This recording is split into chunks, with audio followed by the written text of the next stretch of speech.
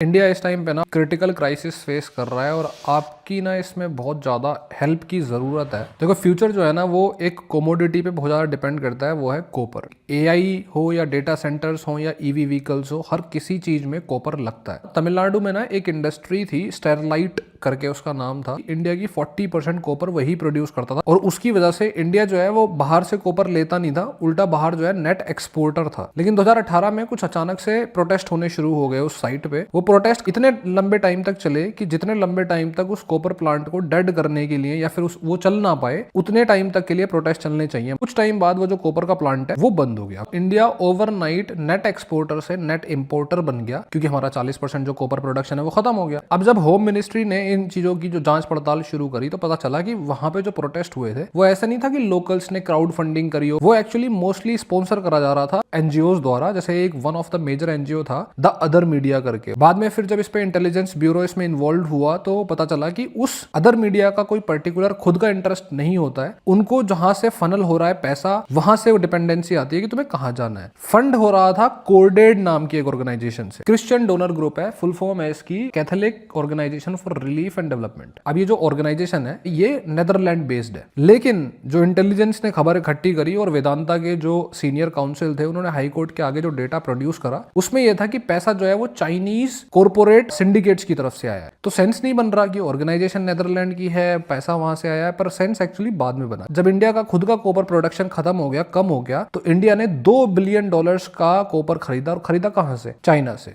पर नेदरलैंड्स का इसमें क्या काम? बात यह है कि जब भी आप ऐसी कमोडिटी को ऑर्डर करते हो ना तो ऐसा नहीं है कि आप चाइना की कंपनी को डायरेक्ट ऑर्डर दे दोगे, क्योंकि भाई आपस में देशों की लड़ाई भी हो जाती है, कॉपर के जो प्राइसेस हैं वो ऊपर नीचे होते रहते हैं, तो कंपनी एक दूसरे पे भरोसा नहीं करती। इसीलिए कमोडिटीज का जो ट्रेड होता है ना वो होता है मोस्टली यूरोपियन बैंक्स के थ्रू, स्पेसिफिकली नेदरलैंड की भी एक बैंक है उसके थ्रू। मतलब ये कि इंडिया का पैसा खर्च हुआ, चाइना ने भी पैसा कमाया, नेदरलैंड्स या यूरोपियन कंट्रीज ने भी पैसा कमाया, सिर्फ कुछ गिनती के लाखों या करोड़ों रुपए किसी एनजीओ के थ्रू फनल करके। कहना मैं ये चाह रहा हूं कि इंडिया कर रहा है ग्रो, तमाम इंडस्ट्री खुलेंगी, उनकी वजह से पेड़ कटेंगे या फिर कोई ना कोई एनवायरमेंट कंसर्न तो आएगा ही आएगा। और मैं आपकी जो हेल्प चाह रहा हूं वो ये है इस अवेयरनेस को रखना कि एनवायरमेंट हमारे लिए प्राइमरी चीज है पर डेवलपमेंट भी प्राइमरी चीज है। हमें आंखें खोल के इन दोनों चीजों पे नजर बना के रखनी पड़ेगी, क्योंकि अगर एनवायरमेंट प्रोटेस्ट करने के चक्कर में हमने इंडस्ट्रियल डेवलपमेंट नहीं करा तो हम सारा माल खरीदेंगे बाहर से, हमारा देश जो है वो गरीब होगा। और अगर उसकी एक्सट्रीम सिचुएशन की बात करूं तो कंट्री बन जाते हैं अफ्रीका जैसे, जहां जब पैसा नहीं होता, गरीबी होती है ना, तो फिर यही यूरोपियन कंट्रीज या फिर वेस्टर्न कंट्रीज आते हैं, एक लीडर बिठाते हैं जो डिक्टेटर बनता है और फिर वो लठ तोड़ता है और माइनिंग फिर भी होती है, और वो माइनिंग का पैसा जो है या माइनिंग का माल जो है वो यूरोपियन कंट्रीज और वेस्टर्न कंट्रीज बढ़िया करके कमाते हैं।